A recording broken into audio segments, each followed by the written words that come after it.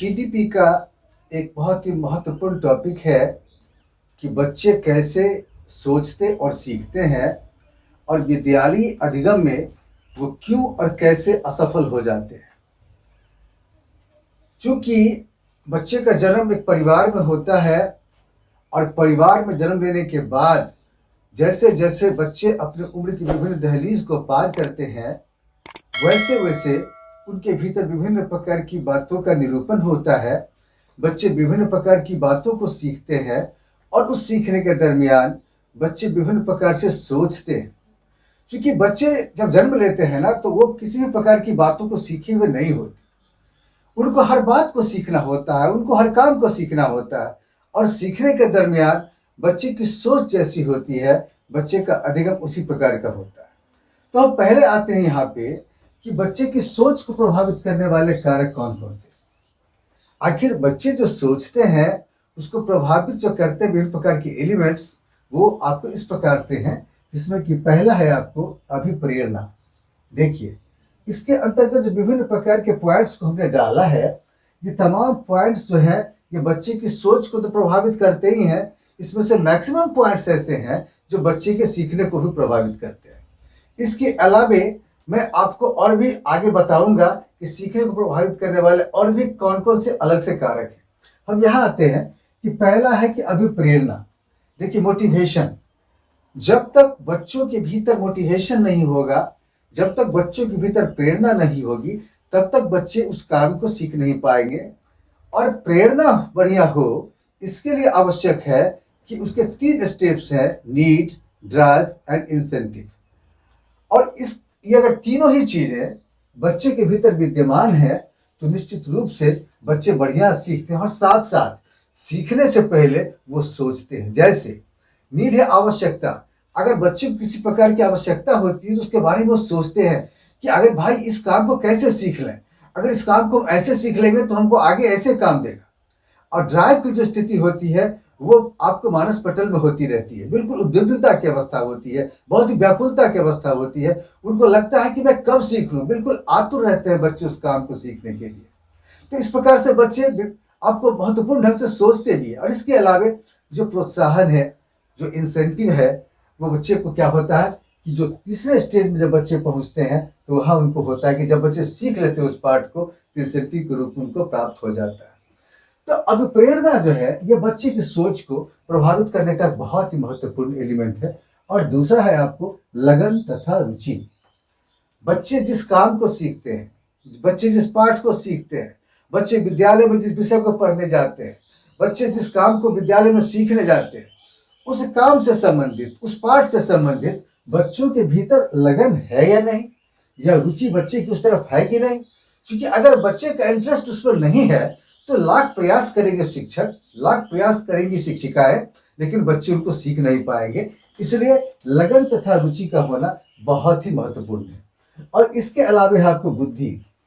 आप ऐसे कह सकते हैं कि जो इंटेलिजेंस, कि जिन बच्चों के भीतर इंटेलिजेंस कोशेंट, बुद्धि लब्धि जितनी ज्यादा होती है, वो उतनी ही प्रखरता से सोचते हैं और फिर उतनी ही मजबूती से किसी बात को सीखते हैं।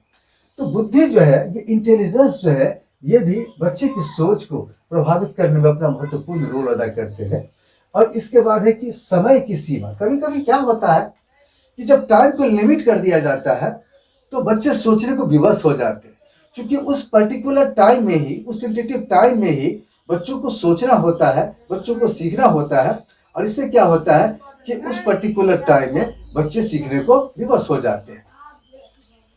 और आगे है आपके सामने कि आपको संवेगों की स्थिति। देखिए, बहुत सारे संवेग हैं, खासकर काम, क्रोध, लोभ, भय, ईर्ष्या, वात्सल्य, ये विभिन्न प्रकार के बहुत सारे संवेग हैं। लेकिन जनरली होता क्या है कि जब हम कक्षा में किसी काम को सीखते रहते हैं या किसी बात के बारे में हम सोचते रहते हैं, तो उस दरमियान हमारी संवेगात्मक स्थिति क्या है, कम से कम वो नॉर्मल तो है। अगर मान लीजिए हम क्रोध की अवस्था में हैं, बहुत खुशी के स्टेज में हम हैं, तो फिर क्या होता है कि उस वक्त हमारी सोच सही नहीं हो पाती और साथ साथ हमारा अधिगम बढ़िया नहीं हो पाता। इसलिए अधिगम बढ़िया हो, सोच हमारी बढ़िया हो, इसके लिए आवश्यक है कि जो संवेगों की स्थिति जो है बिल्कुल सामान्य होनी चाहिए। और इसके अलावा आपके सामने जो आपको सामाजिक संपर्क, सोशल कॉन्टैक्ट, ये बहुत मायने रखता है। आज इसकी बहुत कमी हो गई है।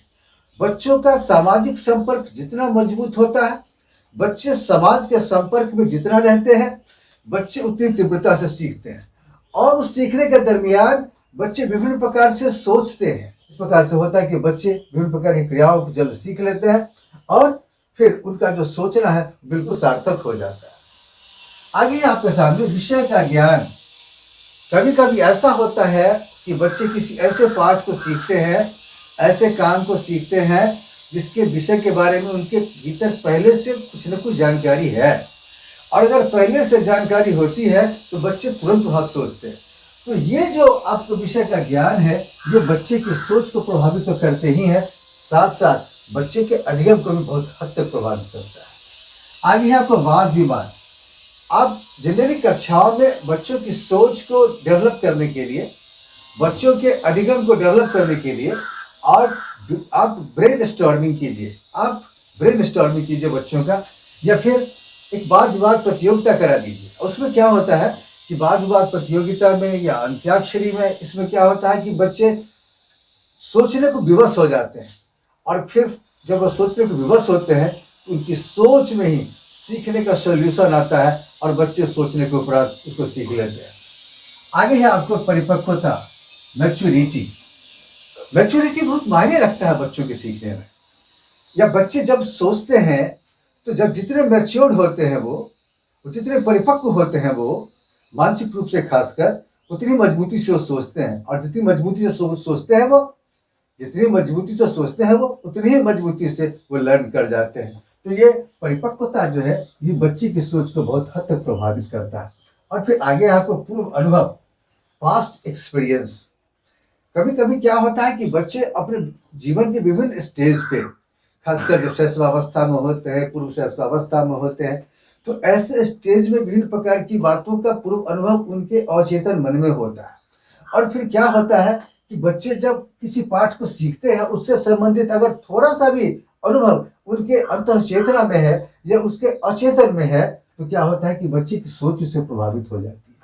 तो उपरोक्त में मैंने जो ये 1 to 10 जो आपके सामने विभिन्न प्रकार के पॉइंट्स को रखा, इसके मार्फत से बच्चों की सोच प्रभावित हो जाती है।